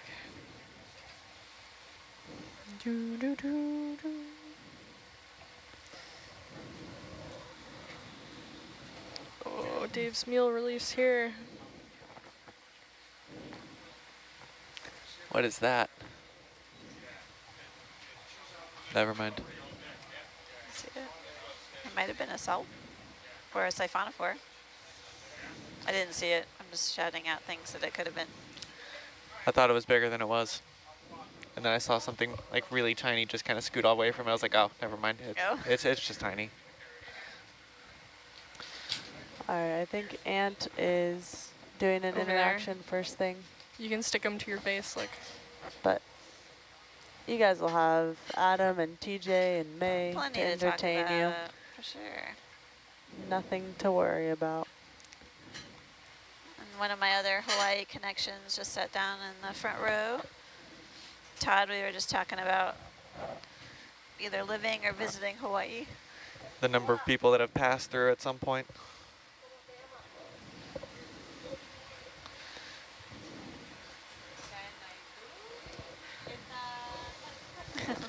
All right.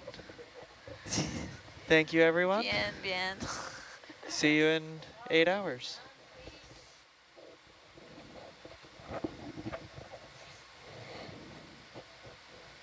Where are you on the scale of not turbo to turbo? You look pretty turbo, Todd, right now.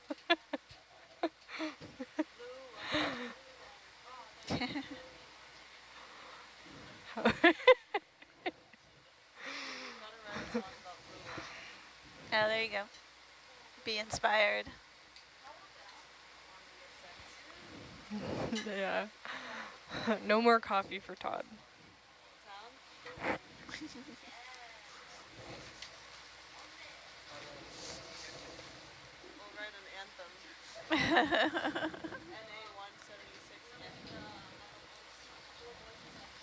No. Yeah. Means it's all yours now. Yeah, right about. And no. On our dive, let's see. We saw that acorn worm, the Enteropnusta.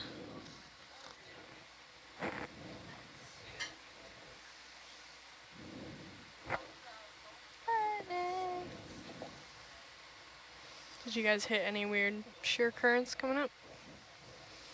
Nice. Yeah. Nice. All right, I'm headed to breakfast. The back row is coming in, Bye. plugging in, getting ready to go. Thanks, front row, for the great watch. Check you later. Hasta luego.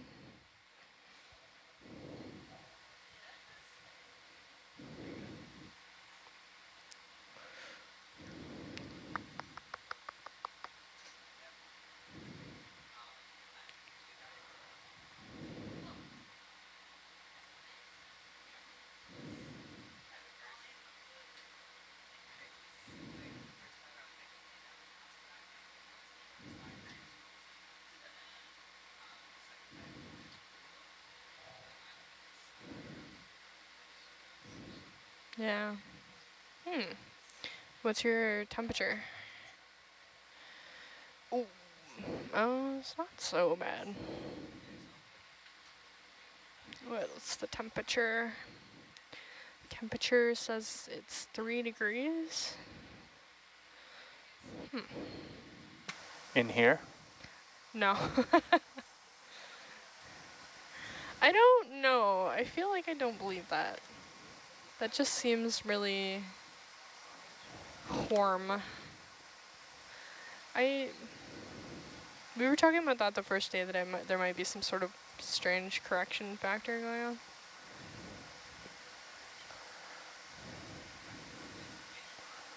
Yeah. Yeah.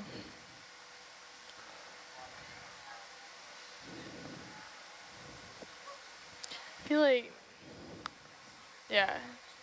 Well, it also used to say maybe, so it says less maybes now. Yeah. It says it's 3 degrees. I think there's maybe two units that have temperature in them. I don't know that for sure. I just know the AML has, like, more than one of those units might have a.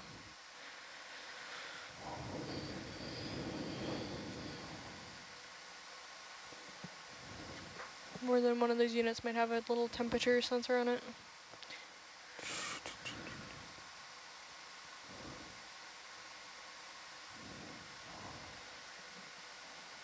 It's just like a plug and play one.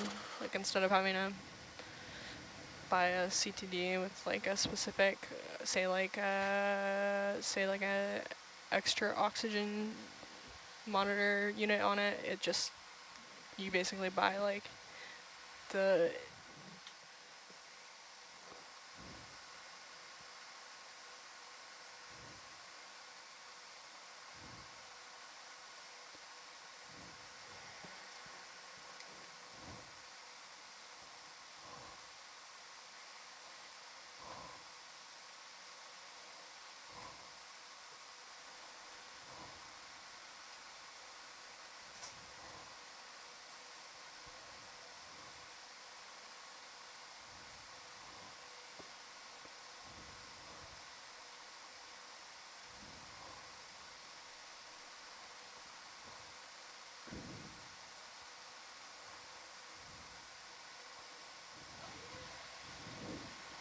You know Fanny? entertain us. Yes. Hello. Hi, I'm kidding. I'm kidding. You hear a little voice in the back. Yeah. Hello, 8 to 12. We are just settling into our watch change.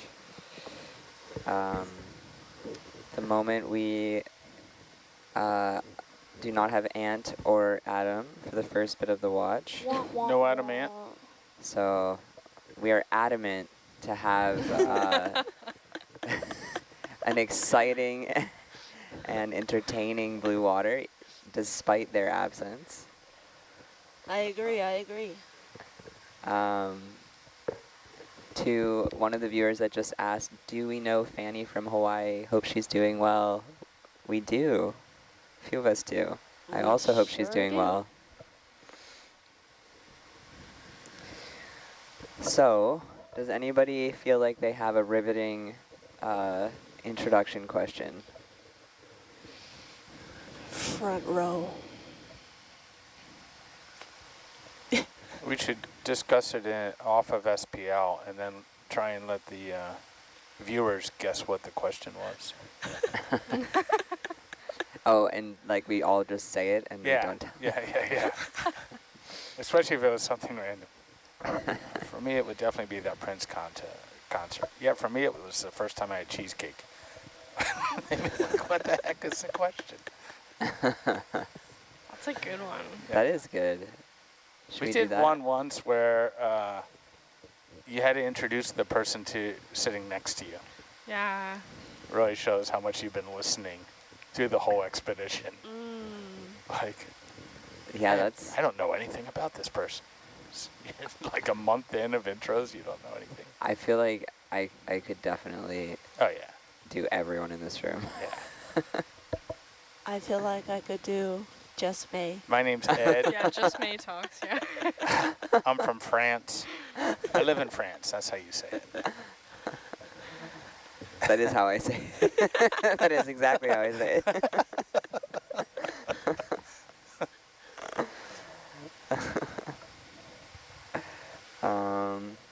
So Ed, do you have? No. I have one, but I mean it's kind of a nostalgic one. It's not like a best car or first car or. I've also learned you're allergic to best. I am. I think that's There's because no nuance in best. No, I think it's because May is such a critical consumer of data that lens that you have to really be challenging and examining to verify something. They cannot be nailed to best. Absolutely not. There's no way that's going to happen. Ed, do you know what the name of my last essay was. I can't decide.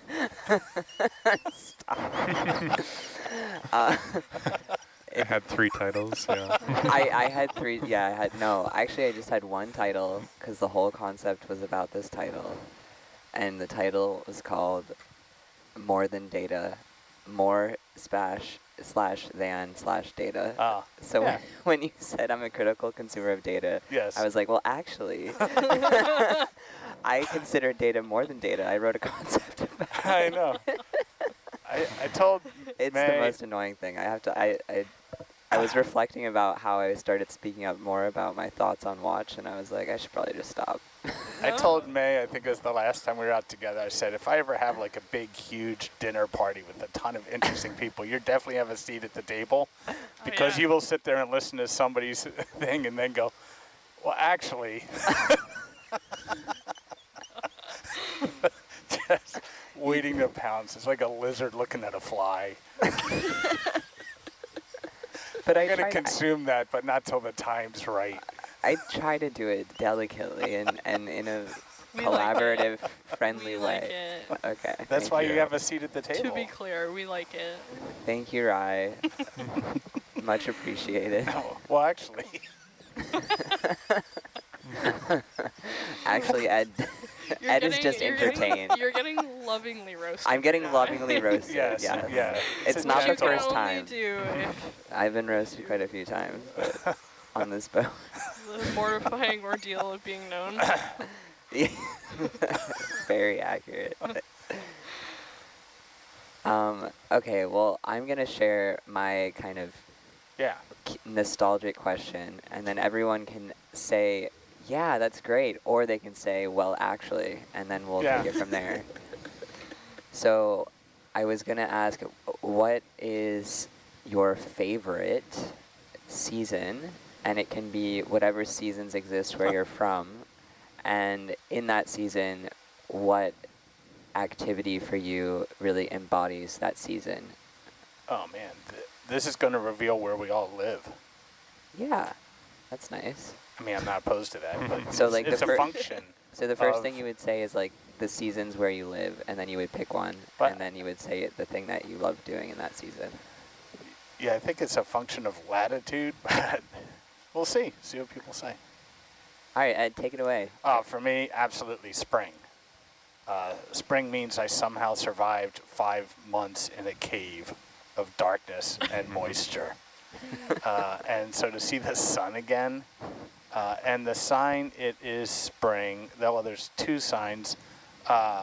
You know, the obvious bird, blah, blah, blah, and neighbors talking to one another, because I live in a garage community. People hit the garage door opener, go inside, close it. We're finally outside again.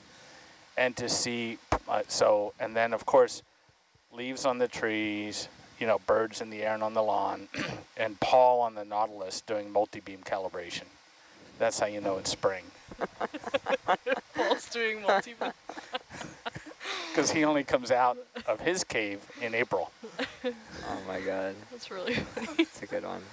And not to be seen again until the next year. That was funny. Just a little animal that comes out of the den. Yeah. To calibrate the multi-beam. And who are you, Ed? I'm the video guy over here in the corner, making sure that this blue is exactly Pantone 687. Excellent. That's amazing. Okay, Rai. See how we're doing things in reverse? I'm really switching stuff up. Yeah. I'm Rai. I am currently in the co-pilot seat, and I live somewhere that has mild winters and a pretty distinct summer, fall, spring. And my favorite season is fall by miles and miles. I do like when the days get shorter, and I like rain, and I like when all of my nature spots get very quiet. And I think my favorite activity for fall is going for walks. For walks? Yeah. Nice. Do you have a favorite walking place? Yeah, I do. I've got a few. I've got a couple beaches.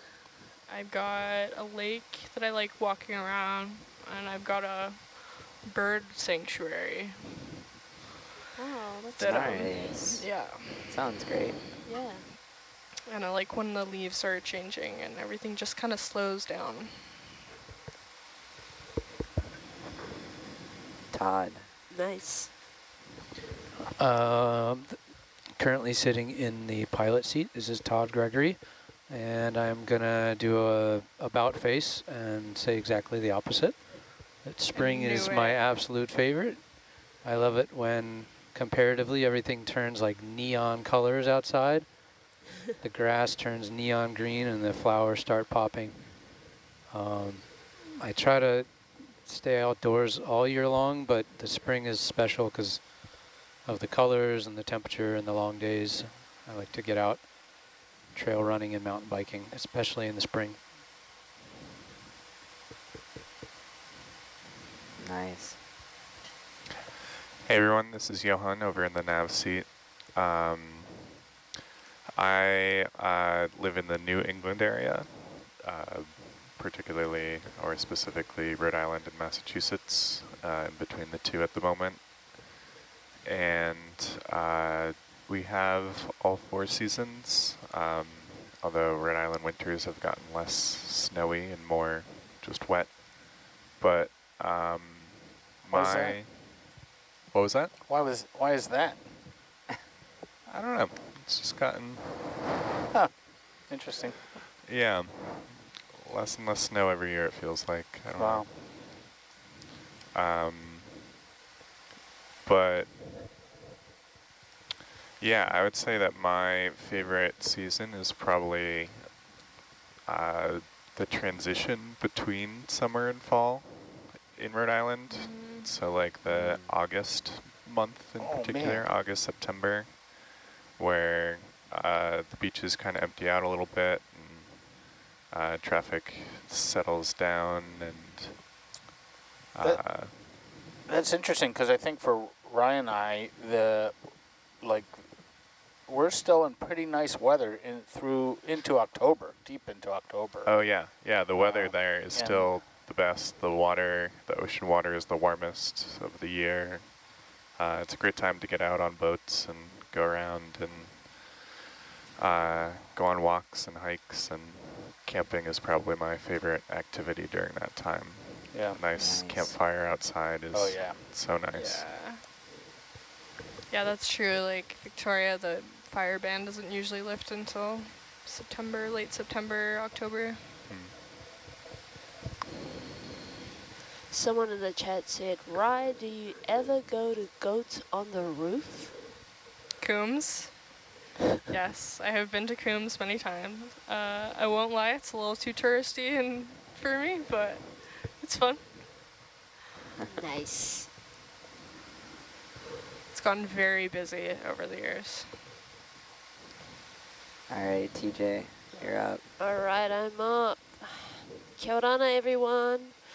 My name is TJ, born and raised in the Cook Islands. I am a marine scientist working with the Cook Islands Seabed Minerals Authority. My favorite season, I'd have to jump on board with the spring gang. The reason why I say that is because it's still nice and cool, not too hot and muggy like summer here in the Cooks. And I love, love, love seeing the different vibrant colors. And I've just this year actually, I've had a massive obsession for hibiscus flowers. Oh. So when I drive around the island, because I live on the opposite side of the island and my office is on the total opposite side of the island. So I live on the south, office is on the north, so I drive around the island once every day. Nice. And literally all I see that pops up is hibiscus flowers.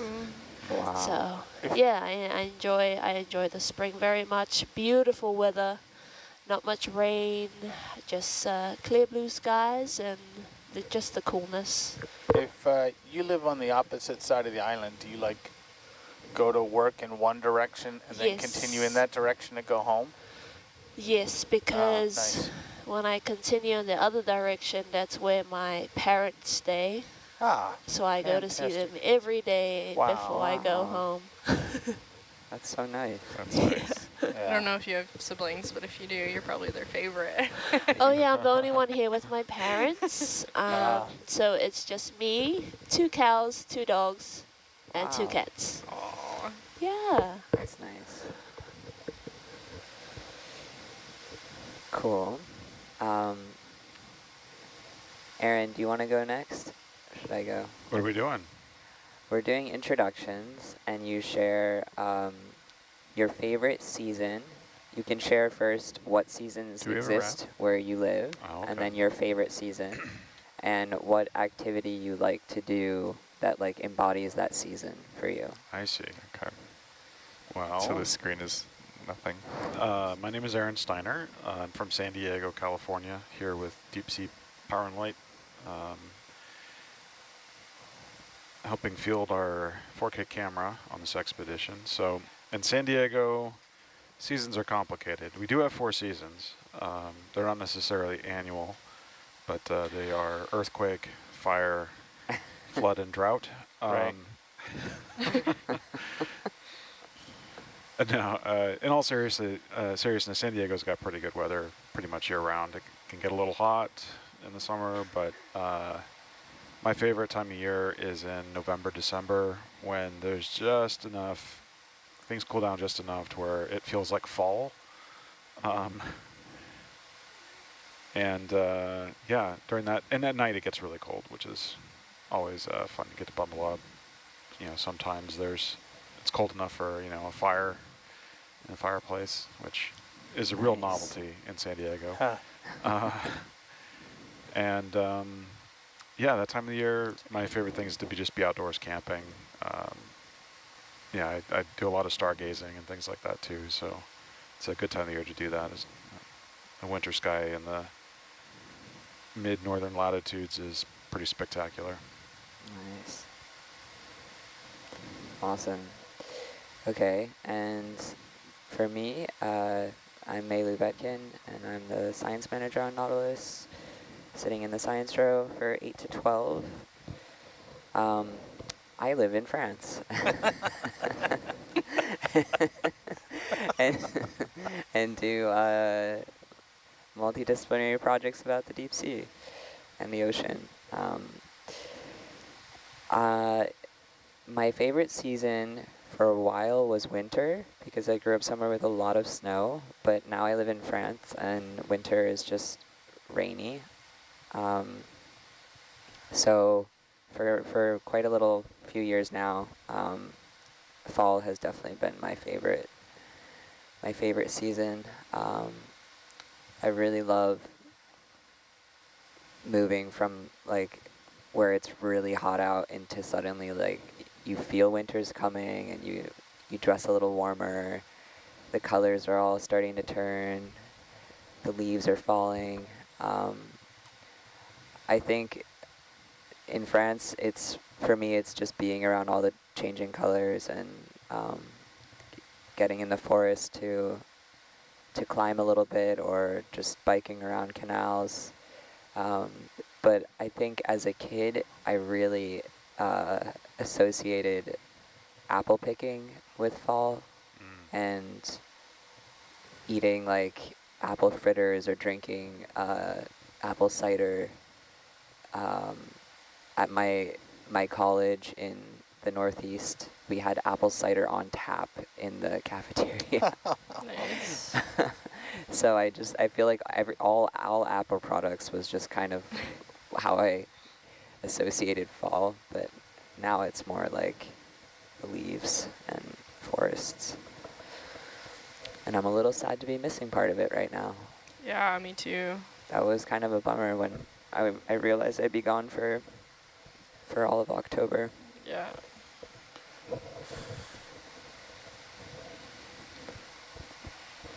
All right. So, Ed, you know, when I was writing a little log and sea log about the fact that we're